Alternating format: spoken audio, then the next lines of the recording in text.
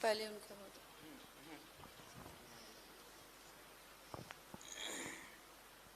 नमस्ते आचार्य जी, मैंने प्रश्न किया था कि हाँ जी, मैंने प्रश्न किया था कि हनुमान जी का मतलब मेरे साथ जो है, मैंने महसूस किया अपने जीवन में उनकी तरफ से मदद आती है। वैसे मैं पूजा रोज नहीं करती हूँ, पर मेरा प्रेम है उनके प्रति। शिव और माता, ये तीनों, अब जैसे मैं ध्यान करती हूँ तो मुझे ये है कि मैं इनको भी ना छोड़ूं, हनुमान जी को भी ना छोड़ूं। सांसों पर सिर्फ ध्यान दूंगी तो वो छूट जाएगा। तो मैं कंफ्यूज थी इस चीज को लेकर कि उनको अलग अलग दो चीजें की जाएं।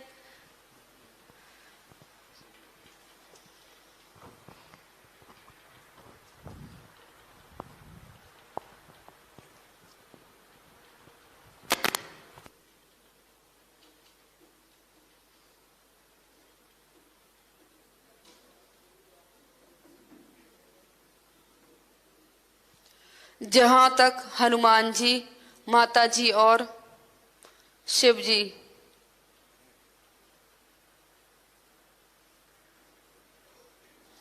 के प्रति अपनी श्रद्धा की बात है,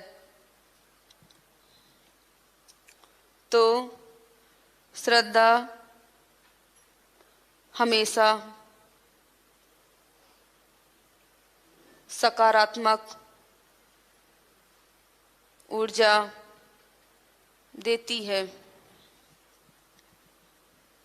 जहाँ तक हनुमान जी, माता जी और शिव जी के प्रति अपनी श्रद्धा की बात है, तो श्रद्धा हमेशा सकारात्मक ऊर्जा देती है।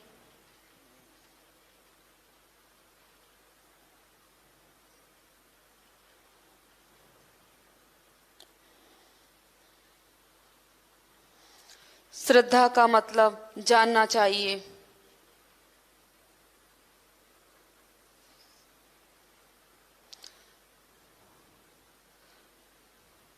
श्रद्धा साधारण शक्ति नहीं है।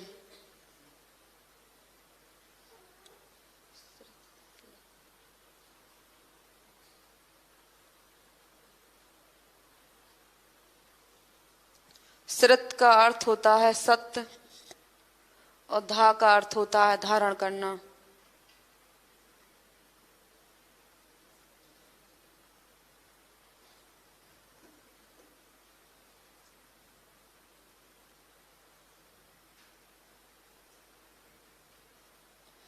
वह शक्ति जो धारण करती है, वह शक्ति जो सत्य को धारण करती है, श्रद्धा कहलाती है।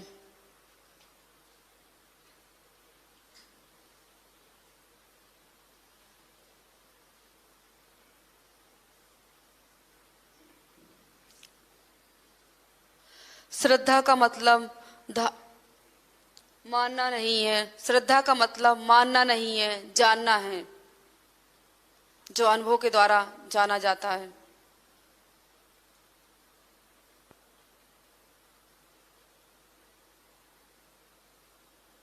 अपने को उनके प्रति समर्पित करना है।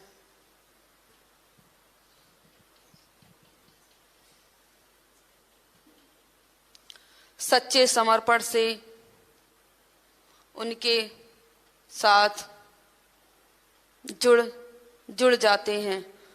सच्चे समर्पण से उनके साथ हम जुड़ जाते हैं।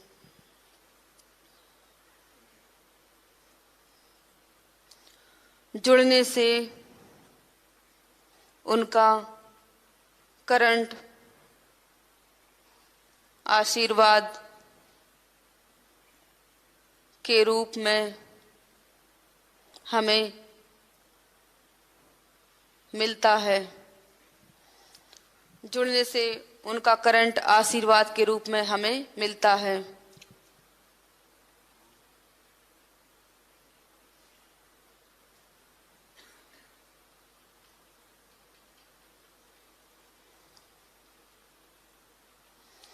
और ईश्वर का कोई भी एक रूप हो,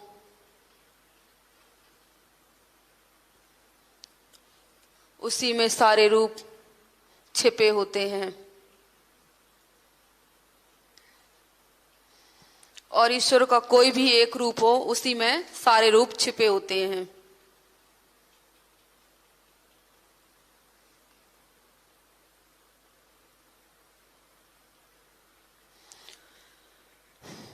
जब वही रूप विराट होकर दिखता है, तब सारे रूप और सारा ब्रह्मांड उसी से प्रकट होने लगता है, उसी से प्रकट होने लगता है।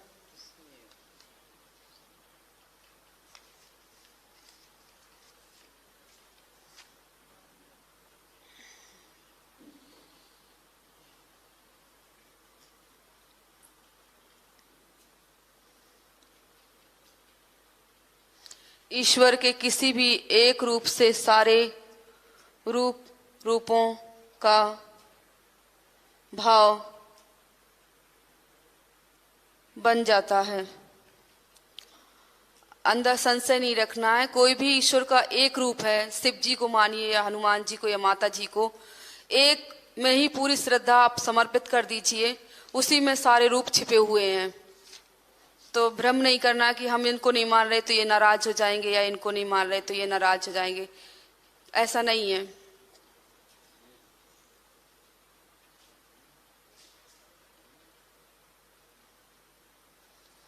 उनको छोटा मत मानो, मनुष्य की तरह नहीं है कि यदि हम उनका सम्मान नहीं कर रहे तो वो नाराज हो जाएंगे।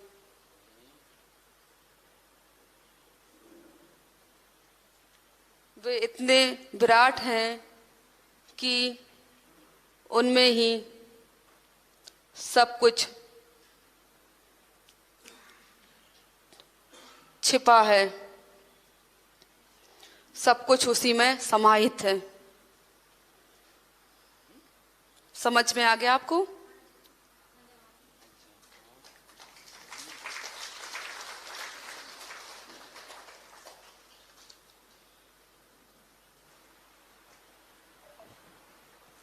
और श्वास प्रश्वास के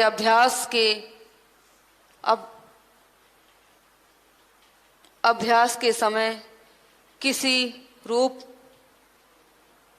की जरूरत भी नहीं है। ध्यान के समय पूरी तरह श्वास या प्रश्वास को ध्यान करना है हमें। स्वरूप की जरूरत नहीं है वहां।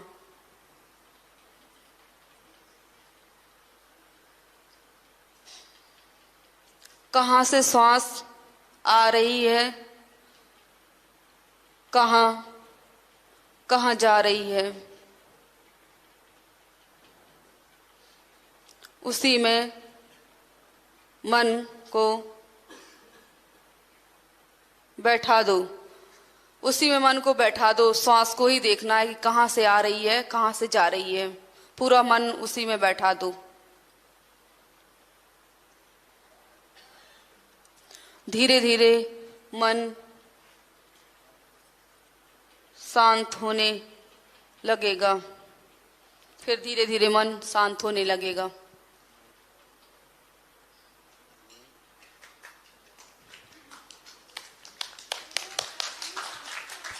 हाँ,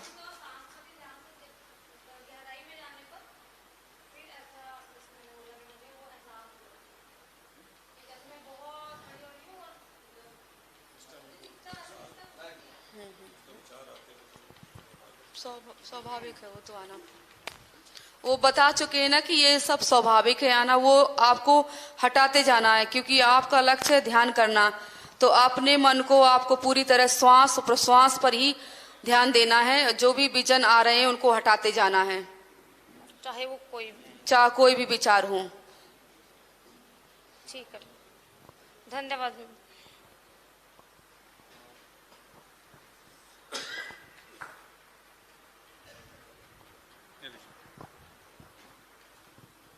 बीच बीच में सत्संग से शंका का समाधान भी करते रहना है। बीच में जो आते हैं ना शंकाएं, बीच में उनका समाधान भी करते जाना है। संशय का हटना बहुत जरूरी है।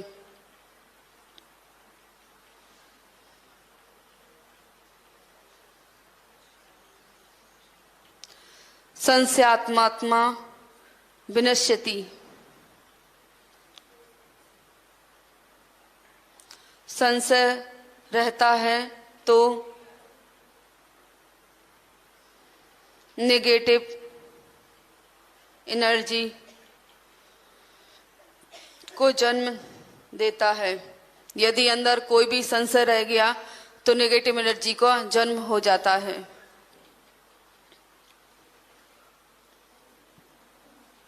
वह हानिकारक है। नमस्कार बाबा जी।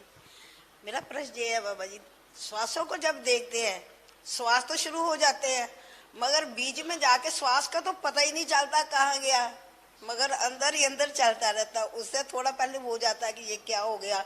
अगर फिर श्वास की ओर जाने लगती हूँ तो फिर वो ध्यान भटक जाता है कि ये क्या हो गया, श्वास तो चल ही नहीं रही है, तो पता ही नहीं चल रहा है कि श्वास कहाँ गया। जब श्वास ना चल रही हो, ये बात सही हो कि श्वास वास्तव में बाहर नहीं आ रही है, तो और अच्छा है। तब श्वास सुषुम्ना नाड़ी में प्रवेश कर जाते हैं। जब श्वास ना चल रही हो, यह बात सही हो कि श्वास वास्तव में बाहर नहीं आ रही है, तो और अच्छा है। तब श्वास सुषुम्ना नाड़ी में प्रवेश कर जाती है। अच्छा है आपके लिए। ये मेरे को एहसास होता है कि पूरे चक्रास में कहाँ से बहुत ज्यादा हीट निकल रही है, कहाँ से कम नहीं है, पर बॉडी से पूरी से हीट निकलती है।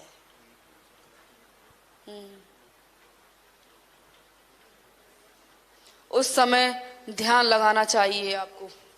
उस समय आपको ध्यान लगाना चाहिए। फिर मेरे को ऐसा होता है, पता नहीं बॉडी के महसूस करती है या पता नहीं अंदर से होता है कि मैं लेट जाऊं, पर जे लेट जाती हूँ तो फिर मन ही मन चलता रहता है सारा पार्ट मेरा।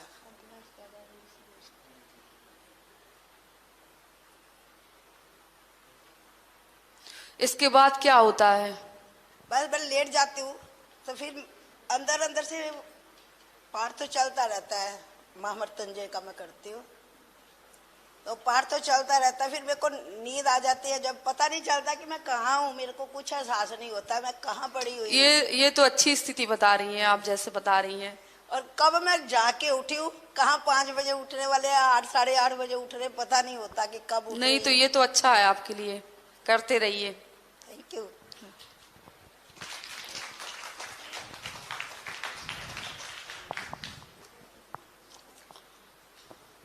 ध्यान में कुछ साल विचार नहीं आते हैं, उसके बाद पुनः आने लगते हैं।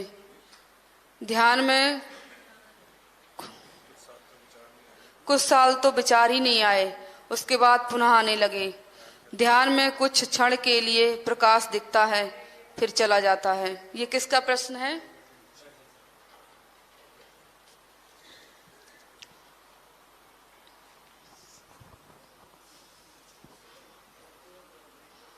कृष्ण का निर्माण तभी आगे की स्थिति क्लियर है।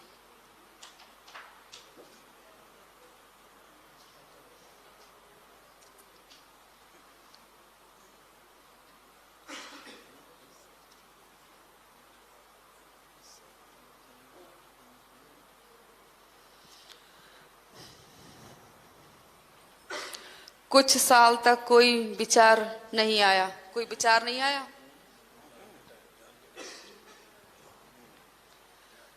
ध्यान के समय कोई विचार नहीं आया।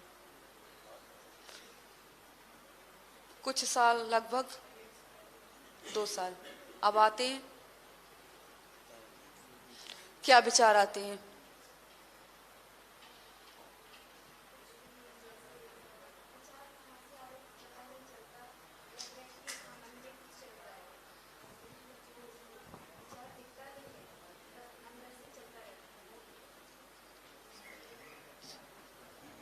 तो उस पर ध्यान ना दो, चलने दो, उसको हटाते जाओ। साक्षी भाव से देखते जाओ, दृष्टा भाव से।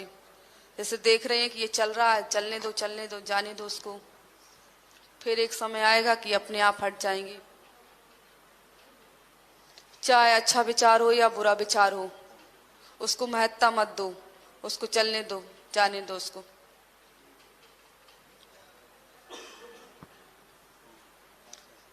प्रकाश कैसा दिखता है? और सफेद प्रकाश कितनी देर के लिए?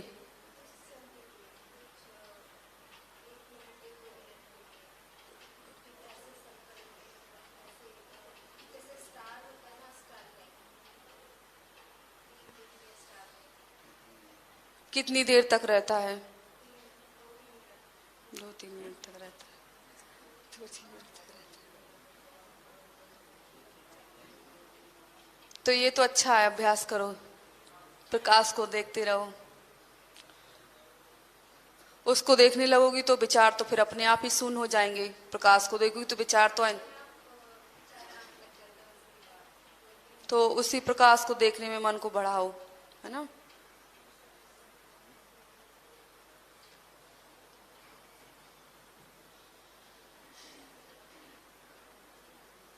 प्रकाश के बाद और क्या दिखाई देता है?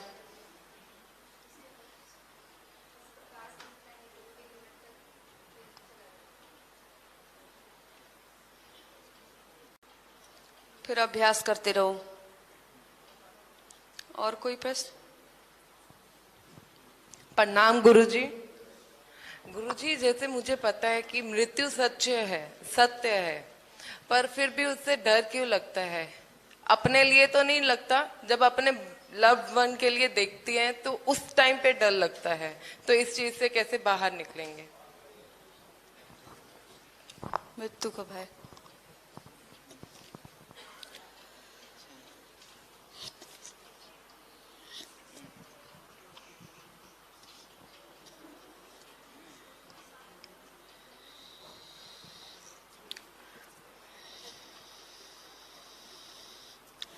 मृत्यु के बारे में प्रतिदिन विचार करना चाहिए। मृत्यु एकदम नहीं आती है, प्रतिपल आ रही है। उसके लिए हमें भी तैयार होना चाहिए। मृत्यु के बारे में प्रतिदिन विचार करना चाहिए। मृत्यु एकदम नहीं आती है, प्रतिपल आ रही है। उसके लिए हमें भी तैयारी करनी चाहिए। पर गुरुजी, अपने लिए डर नहीं लगता जब हम दूसरों की देखते हैं ना, इन द सेंस कि जब हम ध्यान में बैठे हो तो किसी की दिखती है तो उस टाइम पे डर लगता है कि क्यों?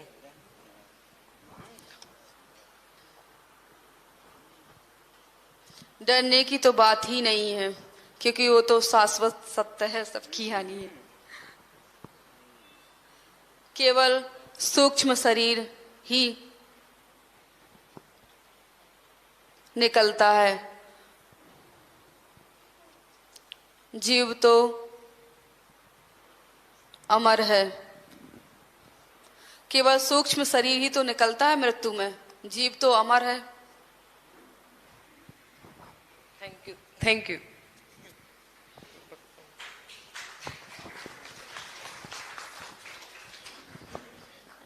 प्रणाम गुरुजी। मेरे शंका का क्वेश्चन है।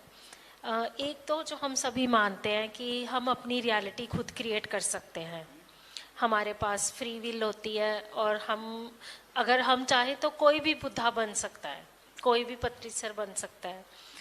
लेकिन एक मेरी मदर ने एक मेरे थॉट डाला कि हमारे पैदा होने से पहले ही विधमाता ने लिखा होता है, पहले कारण शरीर बनता है फिर ये स्थूल शरीर बनता है। तो वो कहते हैं कि जो सिद्धार्थ गौतम था उसकी जननी ऐसे लिखी थी कि उसने बनना था, जो पत्रीसर थे तो उनकी लाइफ स्टोरी ऐसे लिखी गई थी कि उन्होंने बनना था। और हर कोई वो अचीव नहीं कर सकता, हर किसी का अपना कारण शरीर होता है और विधि माता ने जो लिखा होता है वैसे ही होता है। कुछ नहीं होगा तो उस वक्त आपकी बुद्धि पलट जाएगी, तो आप जाते जाते भी नीचे गिर जाओगे। और मैंने देखा भी है कुछ लोग ध्यान करते हैं तो वो और भी शांत होने लगते हैं और उनको खुशी के और आनंदमय स्थिति के पास जल्दी जाने लगते हैं। और कुछ लोगों के साथ ये होता है कि ध्यान शुरू करते हैं तो उनको क्रोध आना शुरू हो जाता है। सबसे पहले तो उनके अंदर ईगो, क्रोध, मैं जेलसी, ये सब आने लगती है। तो मेरे को, मैं 1-1.5 साल से इस चीज से बहस रही हूँ घर में भी पेरेंट्स के साथ, कि मैं कहती हूँ हम अपनी रियलिटी क्रिएट कर सकते हैं और वो कहते हैं नहीं, ये विधमाता ने लिखी होती है, ये तुम्हारा कारण शरीर है। तो पहले कारण शरीर बनता है फिर स्थूल शरीर बनता है। तो मुझे ये शंका अगर आप हटा सकते हैं तो बताइए कि क्या हम सभी पत्रीसर बन सकते हैं या सिर्फ उन्हीं की जीवनी में था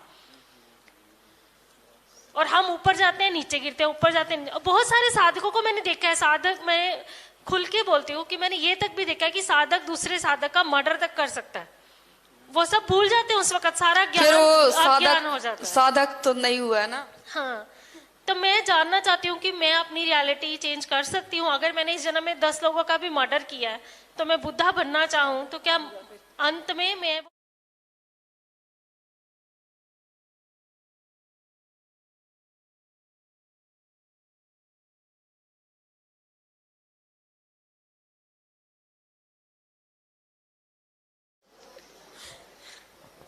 चेतना की सब जीव गहराई, चेतना की गहराई तक, सब जीव चेतना की गहराई तक जा सकते हैं। सभी जीव चेतना की गहराई तक जा सकते हैं।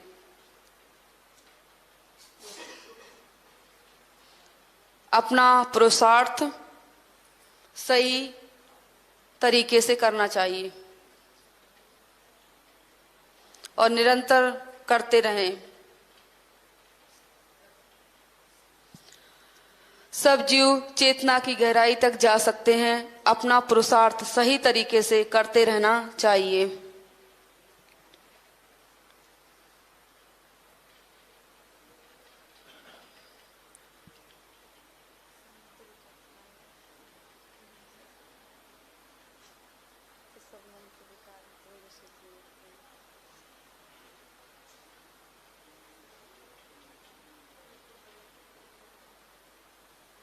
सबको आगे बढ़ना है।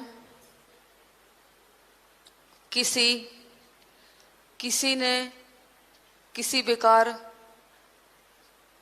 पहले बेकार कह सकते हैं कि सबके अंदर ही होते हैं। कोई पहले खत्म कर लेता है और कोई बाद। जैसे साधना शुरू की तो कुछ लोग निरंतर लगे रहते हैं, तो किसी के विकार पहले खत्म हो जाते हैं तो वो साधना की स्थिति में जल्दी बढ़ जाएगा। और यदि किसी के विकार अभी खत्म नहीं हुए तो उसमें लगा उलझा हुआ है, तो जब तक वो विकार खत्म नहीं होंगे तो आप साधना की सही स्थिति में नहीं जा पाएंगे। तो उसके लिए अभ्यास करते रहें, मतलब अपने विकारों को खत्म करने का अभ्यास जारी रहे।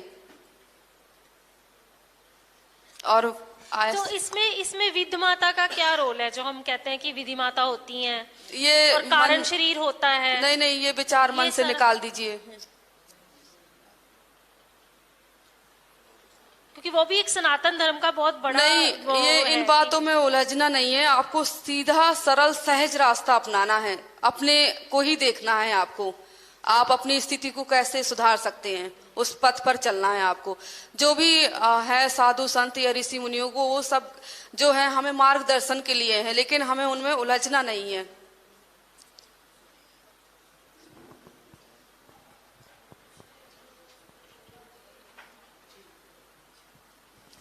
सनातन धर्म की क्या बात कह रही थी। वो तो बहुत बात की स्थिति है, अभी उलझो। वही के कारण शरीर होता है। आप कुछ ठीक कर रही थी सनातन धर्म के बारे में? नहीं, अच्छा।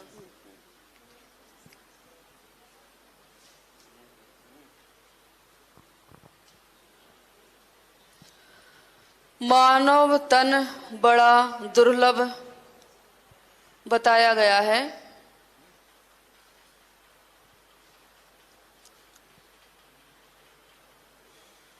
इस तन को पाकर परम निर्वाण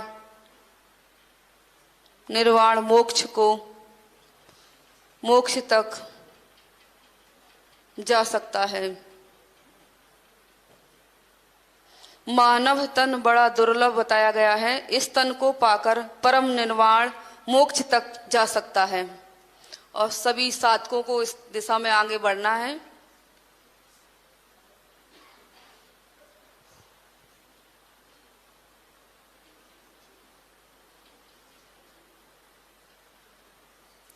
कहीं भी रुकावट वाली